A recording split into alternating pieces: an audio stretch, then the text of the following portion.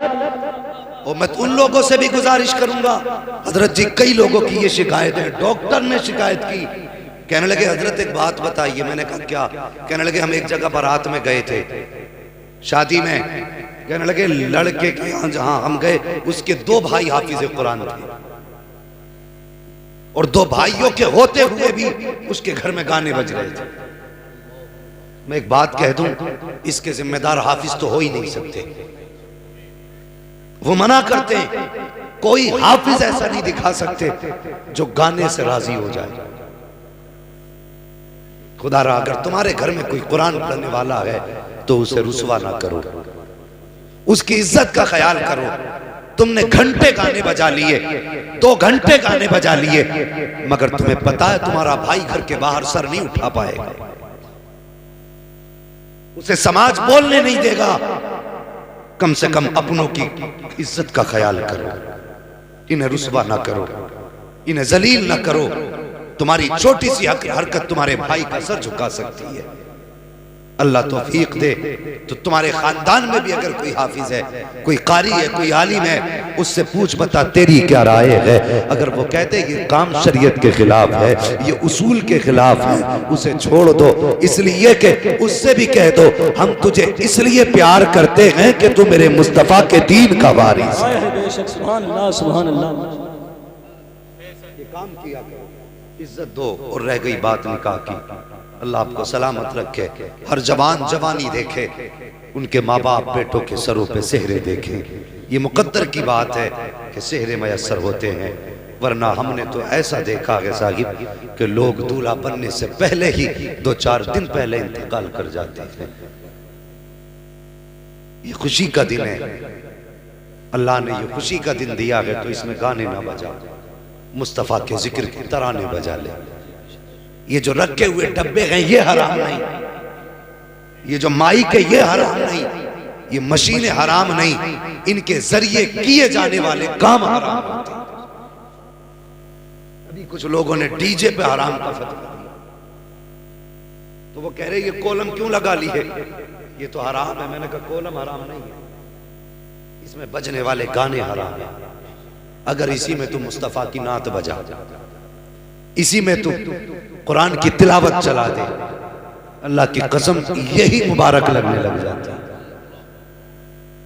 बंदा काम से अच्छा और बुरा होता है, जात से अच्छा बुरा नहीं होता। समझ रहे मेरी बात? जात से अच्छा बुरा नहीं होता। किसी इंसान के कैरेक्टर में अगर शराफत है लोग इज्जत देते हैं, और किसी इंसान के कैरेक्टर में अगर रजालत है तो लोग उसे नजरों से गिरा देते हैं। क्या उसके 2 हाथ पैर नहीं है? क्या उसके हाथ 2 पैर 2-2 नहीं है? ये आंखें उसकी भी 2 हैं, लेकिन पता चला इज्जत आमाल से होती है। कोई जवान ऐसा है जो ये कहते मुझे हुजूर से प्यार नहीं है? कोई ऐसा जवान जो ये कह सके मैं नबी से प्यार नहीं करता? मेरा दावा है अगर मैं कह दूं कितने लोग हुजूर के नाम पे सर कटा सकते हैं, तो जवान बच्चे भी मुस्तफा के नाम पे सर कटाने तैयार हो जाए। ये सच्ची बात नहीं है? हमारी तो जिंदगी हुजूर के लिए है, जी जी, हमारी खुशियां हुजूर के लिए हैं। फिर जवान बता तूने ये गाने क्यों किए? तेरे यार ने तुझसे कह दिया था कि यार अच्छा नहीं लगेगा, चल मेरी तरफ से कर ले, खर्चा मैं उठा लूंगा। इतनी सी बात पे तूने दोस्त को इजाजत दे दी, और किसके लिए तुम अपने नबी को नाराज कर रहे हो? इनके लिए जिनकी दोस्ती चंद दिनों की है, मतलब की यारी है जिनकी, जिस दिन बिस्तर पे पड़ गए ना और रूह निकल गई, फिर कोई यार नहीं आएगा हाथ हाथ। मैंने यहां तक देखा है, कई जनाजे देखे, जवानी में इंतकाल हुआ, कपड़े उतारने की बारी आई ना मैयत के, तो कोई दोस्त आगे नहीं बढ़ता, दोस्त कोई आगे नहीं बढ़ता। कहते कपड़े उतार के, चचा उतार देंगे, ताऊ उतार लेंगे, मुझे बता तो सही, जब तू इसके साथ चलता था कहता था तेरे बगैर दिल नहीं लगता, जब इसके सीने में सांसें थी तू फोन करके बुला के कहता था कुछ देर मेरे लिए भी अपना वक्त खर्च कर दिया कर, इसके बगैर तू खाना नहीं खाता था, इसके बगैर तेरा वक्त नहीं कटता था। आज बता तो सही, कल भी तू था, आज भी तू है, जमीन पे भी तू था, कब्र में भी तू है, जब सांसें चलती थी तब भी तू था, आज सांसें थमी हैं तब भी तू है। मुझे बता तो सही, आज बदलाव क्या आया है? जो यार तेरे बगैर एक घंटा नहीं गुजार पाते, आज तेरे हाथ लगाने तुझे तैयार नहीं है। जो तेरे बगैर खाना नहीं खा सकते थे, आज तुझसे रुख मोड़ के जा रहे हैं, और तूने इनके लिए नबी को ठुकरा दिया, तूने इनके लिए मुस्तफा का फरमान तोड़ दिया, तूने इनके लिए अपने नबी की रजा की फिक्र ना की। किनकी वफा पे मरता है तू, इनकी दोस्ती झूठी है और यहाँ तक इनका साथ है। और यार जब कब्र में उतारेंगे तो यही उतारेंगे कब्र में, और उतारने के बाद जब मिट्टी डाली जाएगी तो यही खड़े होके कहेंगे ये सुराख रह गया है, इसे भी बंद कर दो, मिट्टी और चढ़ाओ अभी कम रह गई है। एक एक तख्ता मिला के तेरे यार लगाएंगे, मिट्टी उठा उठा के डालेंगे, ऊपर से हर तरफ से ठोकेंगे, कहीं किसी से सुराख ना रह जाए। और जब तुझे मिट्टी डालने के बाद वापस पलटेंगे, तू आवाज देगा, कहेगा कहां छोड़ के जा रहे हो, मुझे अकेला ना छोड़ो, डर लग रहा है। उस वक्त तेरी सुनने वाला कोई नहीं होगा। तूने इनके लिए मुस्तफा को नाराज किया, जिन्होंने मिट्टी डाल के रुख फेर लिया।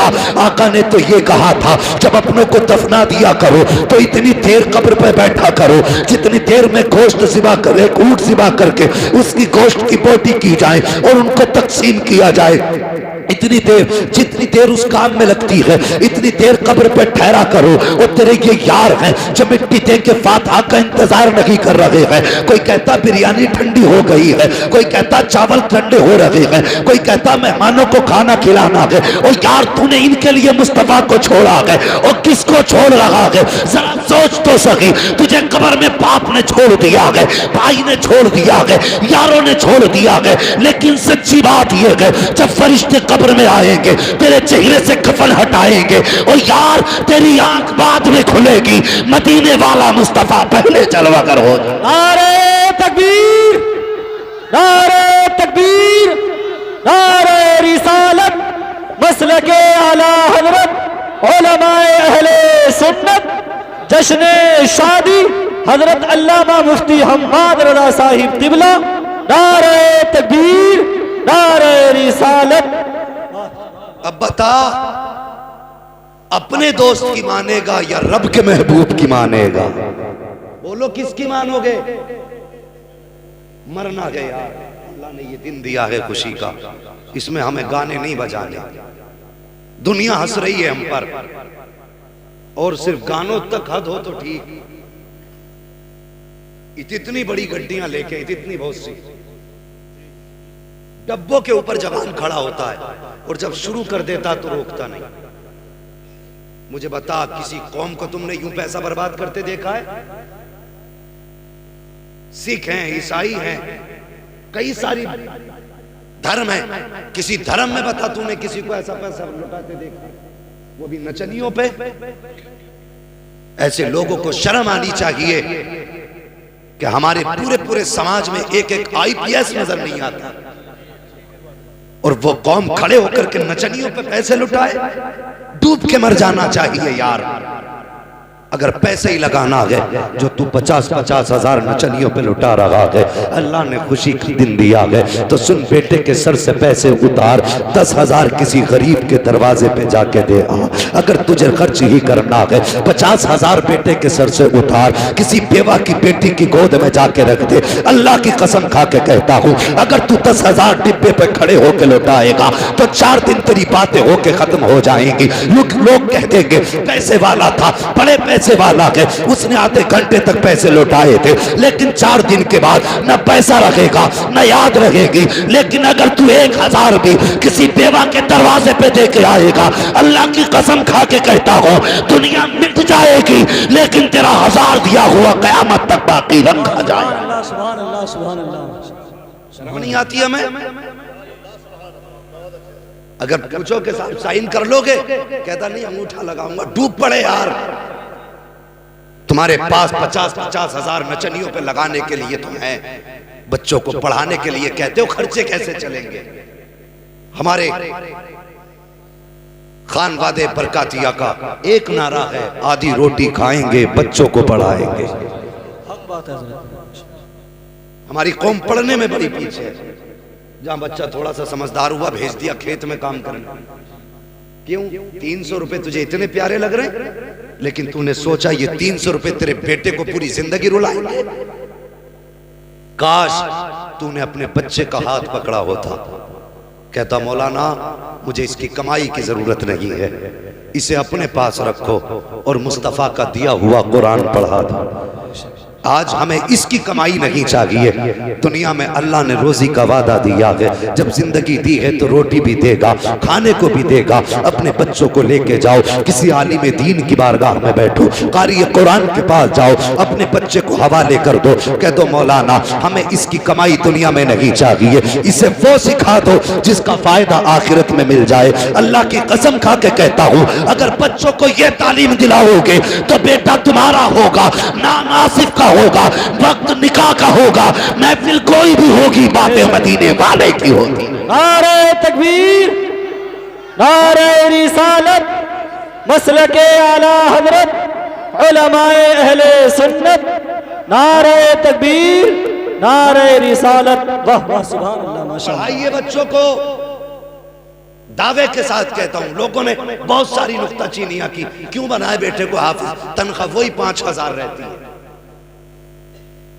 इसलिए हाफिज नहीं बना रहे। तनख्वाह 5000 मिलेगी। मुझे बता, तनख्वाह तो 5000 है, लेकिन तूने किसी हाफिज को भीख मांगते देखा है? तुमने किसी मौलवी को किसी के दरवाजे पे प्लेट लेके खड़े देखा है?